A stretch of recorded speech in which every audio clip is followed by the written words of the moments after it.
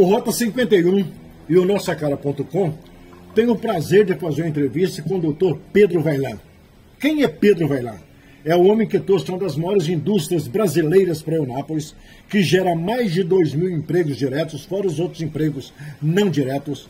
E com um detalhe importante, é o homem que criou uma RPPN na região. O que é uma RPPN? É uma reserva onde a preservação ambiental, para quem gosta de falar de meio ambiente, a RPPN da Veracel hoje também é uma instituição criada pelo Dr. Pedro Vaillant. E o Dr. Pedro Vaillant é um pré-candidato a prefeito, é administrador de empresas, é um homem que não é pau-mandado de ninguém, mas é um administrador que tem a sua condição própria de administrar. Dr. Pedro Vaillant, pré-candidato a prefeito. Eunápolis precisa de um homem que governe para Eunápolis e para a cidade. Esse homem é o senhor? Olha, seria muita pretensão minha, né? Mas o que eu entendo é o seguinte, que cidade precisa de administrador, de pessoas que tenham história de vida, que tenham construído alguma coisa na sua vida privada. E eu acompanho aqui, desculpa aí, mosquito, eu acompanho essa cidade, todos sabem, desde o primeiro prefeito. Eu vim para cá, estava no final do mandato do primeiro prefeito, Eunápolis, tinha uma arrecadação de R$280 mil por mês, tinha 200 e poucos funcionários. Hoje, Eunápolis tem uma arrecadação da ordem de 35 milhões por mês. Né? A Veracel, ela foi um sonho e é um caso inédito, segundo uns amigos que exageram, fala até no mundo. Ou seja, um projeto desse porte ter nascido na mão de uma pessoa e não de uma organização. Então, foi um projeto que eu e meu amigo Paulo Silveira, já falecido, nós escrevemos isso e fomos procurar investidor. Então, isso é inusitado. Aí alguém fala assim, mas você vendeu esse projeto. Não, nós doamos esse projeto para uma organização. Né? E Deus e os mais antigos da cidade sabem como foi difícil, a luta que foi. Né? Chegamos a ser embarcados, acusados de todo tipo de coisa, e eu me orgulho de ter conseguido, né, esse processo. E uma coisa, que eu também, eu não sei nem se é pretensão demais falar.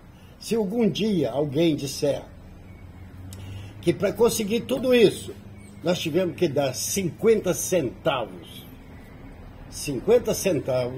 para alguém, para conseguir alguma coisa, estará mentindo. Foi tudo feito da forma limpa e republicana. Então eu me orgulho muito disso. Só que você fez uma pergunta bem objetiva. Você quer ser prefeito? Eu digo o seguinte, eu preciso ser prefeito. Porque eu acho que eu vou ser cobrado aqui ou lá em cima. Por quê? Você traz o desenvolvimento para uma cidade e ela se transforma num reduto de, não sei se eu posso falar, de gente despreparada e desonesta. Por que eu falo isso? Entra pobre e sai rico. Isso não cabe na minha cabeça. Doutor Pedro Vaillant. Não faz pergunta muito difícil, não, porque eu estou com a língua solta.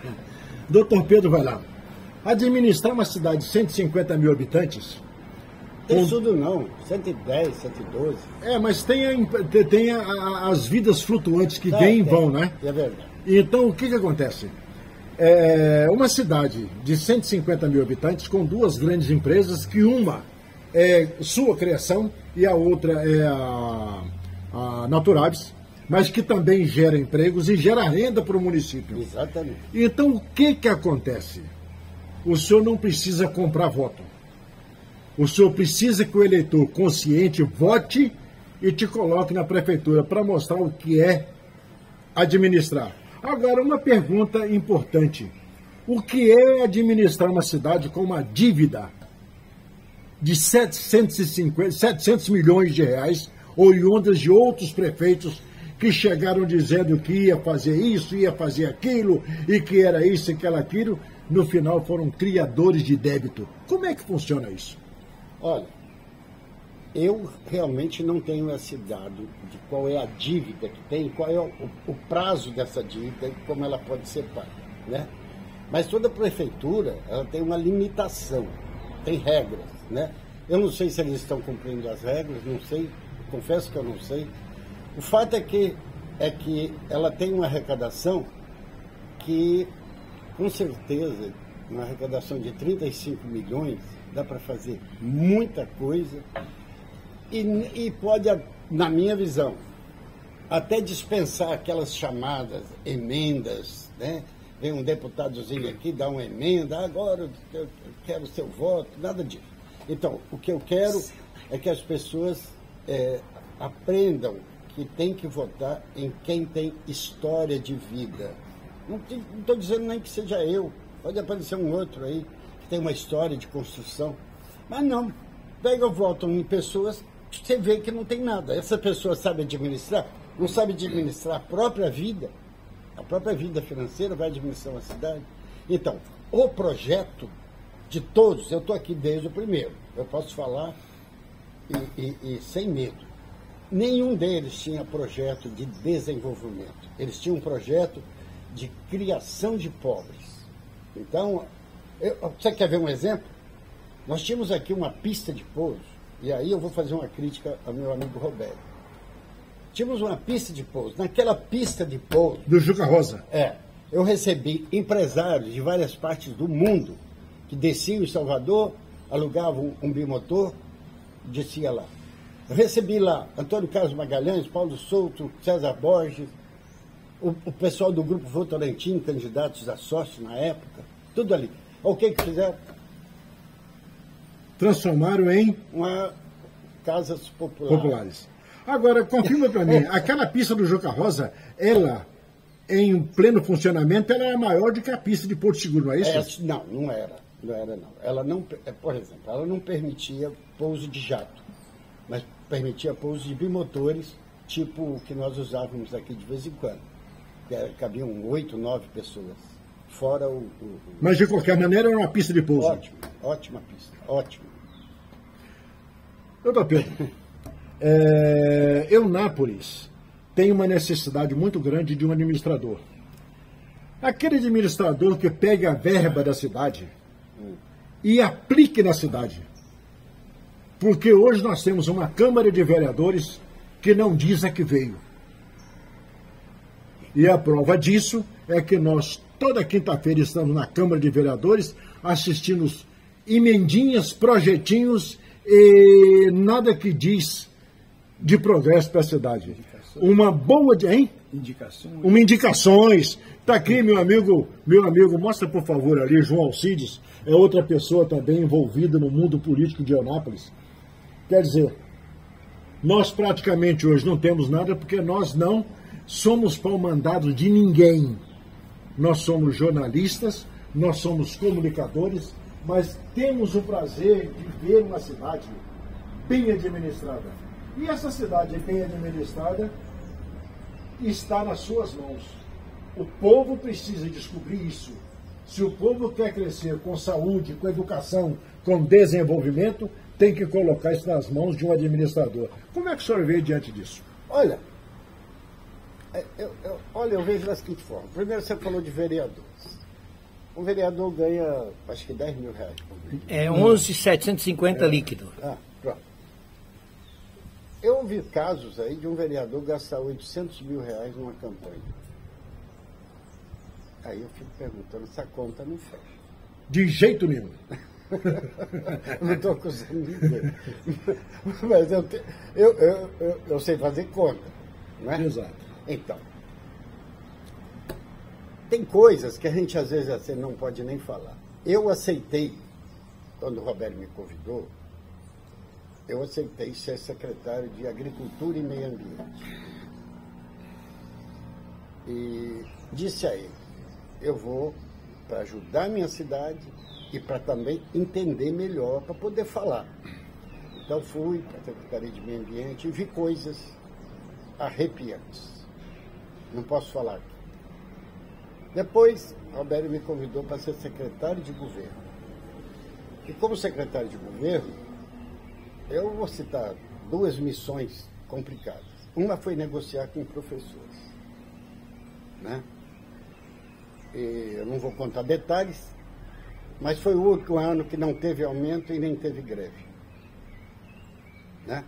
Perfeito. A força do argumento, do respeito. Mas uma coisa que eu pedi para o Roberto, ele queria que eu fosse junto com ele. Eu disse, eu vou sozinho. Quem decide participa da última reunião para decidir, né? Então ele concordou, ele foi muito correto, né? Depois ele também me deu a missão de fazer a transição, né? E não botou nenhuma limitação. Oh, não passa isso não, esconde isso, nada disso. Tudo aberto. E assim eu conduzi, né? Então, e passei a entender como funciona por dentro. E existe uma coisa horrorosa, tenebrosa, assustadora, que é a relação promíscua vereador-prefeito. Eu não preciso dar detalhe, que todos vocês sabem como funciona, né? Então, isso aí tem que acabar. Então, o que eu peço para a cidade é o seguinte, não basta eleger um prefeito correto, honesto, né, que tenha competência para administrar, e eleger péssimos vereadores. Ou seja, uma Câmara promíscua. Ele que está dizendo. Não sou eu que estou dizendo isso, não. Estou dizendo que escolher vereadores que realmente sejam os fiscais do prefeito e não cúmplices do prefeito, né? Ou... Então, é um negócio difícil de falar, porque não é privilégio, não. Isso é, na Bahia inteira, eu acho que no Brasil inteiro, alguns estados não. Santa Catarina, por exemplo, é um modelo, né? Santa Catarina hoje, nesse aspecto político, é primeiríssimo mundo, né? Mas um dia de chegar lá. Então, eu tenho, a minha vida toda, se eu for contar para vocês, é toda de desafios difíceis. Eu saí da Universidade do Rio de Janeiro e falei, eu quero ir para a Amazônia. Então, eu saí em dezembro, acho que janeiro, final de janeiro, eu estava lá na Transamazônica, no meio dos índios Paracanã. Depois o trabalho da Amazônia terminou, o projeto veio para Salvador, a sede, eu vim para Salvador, virei baiano. Perfeito. E dali, foi um dia um pessoal me procurar para que iam instalar uma empresa para abastecer a Copene, que a Copene ia transformar uma das caldeiras para, em vez de consumir óleo e combustível, consumir um biocombustível qualquer lá. Exato. Aí que testaram vários, testaram carvão e decidiram por madeira. Então foram lá me procurar. Eu passei todas as informações, todos os detalhes, estudamos o sul da Bahia, estudamos o litoral norte, mas eles optaram pelo litoral norte porque ficava 80 quilômetros da Copene. Aqui ficava 600 e tantos. E foi criada a empresa que depois eu virei diretor dessa empresa. E foi lá que eu escrevi o projeto daqui, né? Então, a minha vida foi de desafio. Quando eu vim para aqui, os meus amigos falavam assim, poxa, você está aqui a 100 quilômetros de Salvador, tem uma vida tranquila, né? Dirige uma boa empresa, você vai para essa aventura? Eu falei, eu vou. Então eu vim para cá. Se alguém lembrar aqui, primeira coisa que eu fiz, hein? Eu falei, vou procurar todas as lideranças políticas e comunitárias que existem. E o primeiro que eu procurei, um tal de CEPES, que tinha. Já ouviu falar? Já. Centro de Pesquisa e... Como é que é? Sei lá. E estudos sociais. Estudo, sei lá, o dia acha. Eu falei, ó, eu vou lá buscar subsídio. Aí cheguei, era o nosso amigo Roberto Martins. Depois que eu fui descobrir que era uma ONG, que não existia, era uma ONG lá, comunista. Mas tudo com todo respeito. O João fica rindo dessas histórias. Depois eu fui procurar os líderes políticos. O pai do Neto Guerreiro, como é que chamava? Arnaldo, conversava muito com o Arnaldo. Os Pinto. Doutor Gediel. E os outros aí que eu nem lembro mais quem era. expliquei o projeto todinho para ele. Todo. É? Jane. Jane. O Jane queria me ensinar na época como é que tinha que ser feito. Eu agradeci muito o subsídio. Agora, doutor, quem está conosco também aqui, eu já mostrei, João Cid. João Cid, você que é envolvido nessa situação política, conhece tudo. Faça uma pergunta para o doutor Pedro. Pelo amor de Deus, não faz uma pergunta. Não tem pergunta a fazer, não. Eu tenho convivido com ele. Certo. E a gente vê o que ele tem para oferecer a essa cidade. Isso aí, falando O sério, conteúdo pessoal. Muito para oferecer a essa cidade. Tem uma experiência muito grande. Acho que o NAP precisa passar por esse momento de transição, sair da questão política por política, né? A politicagem barata que sempre existiu aí, como o padre disse aí, duas famílias a vida toda mandando, e dar um passo à frente, começar a escolher pessoas que tenham projetos administrativos, pessoas que tenham projeto, não é projeto pessoal, nem projeto de família, é projeto de uma cidade. Administrar uma cidade grande, está entre as 15 maiores cidades do estado da Bahia, tem um potencial muito grande, está cortada por uma BR federal, está aqui a 60 quilômetros do aeroporto internacional, tem todos os ingredientes para desenvolver, para crescer, uma cidade plana, bonita, mas que infelizmente na parte do que diz respeito à administração sempre pecou, sempre teve dificuldade. Exato. Então o que nós estamos buscando é isso, alguém que tem esse perfil de gerenciar, de administrar uma Porque cidade. na realidade isso não é uma entrevista. Isso eu que estou fazendo como se fosse uma amostragem para mostrar para o eu napolitano e aqueles que estão chegando e aqueles que vieram de fora para cá, que Eunápolis tem pessoas competentes capazes de gerenciar uma cidade de 150 mil habitantes. Porque fazer campanha política todo mundo faz. É só sair para os bairros aí distribuindo nota de 50, de 100, aquele negócio todo, que a campanha está pronta. Agora, administrar é totalmente diferente. E para a gente encerrar esta amostragem, Distrito Industrial, que está lá acéfalo, abandonado, tem de tudo, menos indústria que gera emprego. E eu tenho certeza que a sua administração, um dos pontos principais é geração de emprego e renda. Olha, eu quando passo naquele trecho ali da BR, eu faço assim, ó, eu tapo aqui o lado para eu não olhar. Aquilo ali, Jesus, segura aí, tem como cortar se eu falar algum palavrão? Não tem, né? Ele corta, ele é bom nisso. Aquilo ali foi o seguinte, a cidade, o Paulo Souto, na época governador, criou o Instituto, o Distrito Industrial. Então a cidade entrava com o terreno e o governo do estado entrava com a infraestrutura e, através da SUDIC, administrava. Aí um dia o prefeito Feruc, chegou lá na minha sala, falou assim para mim: doutor Pedro, nós vamos perder o Distrito Industrial. Eu ainda brinquei com ele, falei: nós quem, Carapata? Ele falou: a cidade. Mas me explica isso aí, o que é? Não, porque vai acontecer isso, mas nós não temos a área. Aí, como eu já conhecia aquela área ali, porque o viveiro, eu tinha comprado um pedaço da fazenda.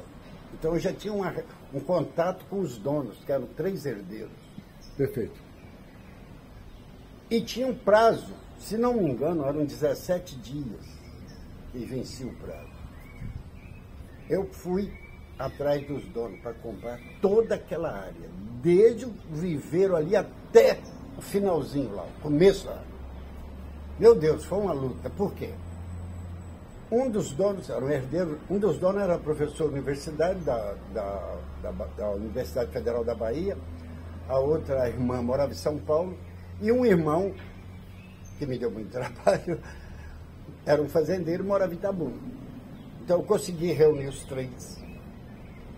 Os outros 2 concordaram em vender. Ele não. Eu falei, pô, agora danou-se, né? Quer dizer, se um dos herdeiros não concordar, não vende. Aí comecei. Ele falou, vamos fazer o seguinte, eu troco. Aí eu falei, troca por quê? Não, eu troco por uma fazenda. Aí fui procurar uma fazenda para comprar, entregar para ele. Depois que estava tudo pronto, ele falou, mas eu quero aquele sitinho que tem aquela... Você não viu que tem uma casinha ali? Exato. O filho da mãe. Falou, eu topo, mas eu quero ficar com aquela casinha. Exato. Então foi um esforço. E que está lá até hoje, né? Está, é dele, ali está escriturado, tive que desmembrar. Aquilo ali, aí entreguei para a cidade, para ser o distrito industrial. Vocês sabem o que virou aquilo lá, né?